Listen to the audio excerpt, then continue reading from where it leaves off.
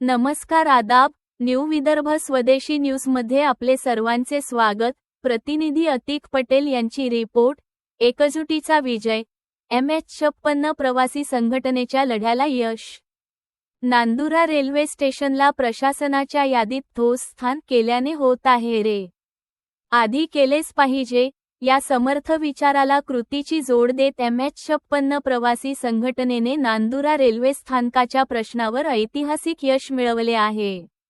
सातत्यपूर्ण पाठपुरावा, ठाम भूमिका आणि संघटनेची एकजूट यामुळे अखेर नांदुरा रेल्वे स्टेशनला रेल्वे प्रशासनाच्या प्राधान्य यादीत अढळ स्थान मिळाले आहे। संघटनेचे सन्माननीय अध्यक्ष अशोकराव घनोकार यांच्या नेतृत्वाखाली सुरू असलेल्या या संघर्षाला सन्माननीय खासदार रक्षा खडसे, सन्माननीय खासदार प्रतापराव जाधव तसेच सन्माननीय आमदार चैनसुख संचेती यांचे भक्कम मार्गदर्शन लाभले।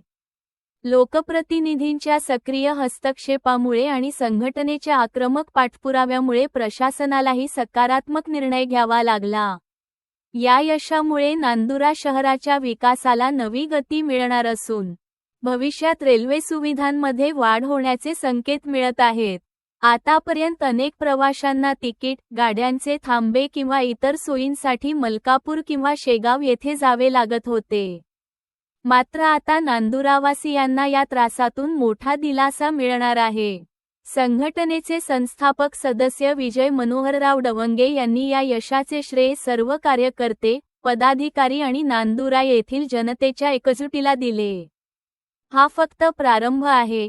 नांदुरा रेल्वे स्टेशनचा सर्वांगीण विकास होईपर्यंत आमचा लढा सुरूच राहील, असा ठाम इशारा त्यांनी दिला। एकजुटीची ताकद काय असते, याचे हे ज्वलंत उदाहरण ठरले आहे। नांदुरा रेल्वे स्टेशनच्या विकासासाठी सुरू झालेला हा प्रवास आता अधिक वेगाने धावणार, अशी आशा नागरिक व्यक्त करत आहेत।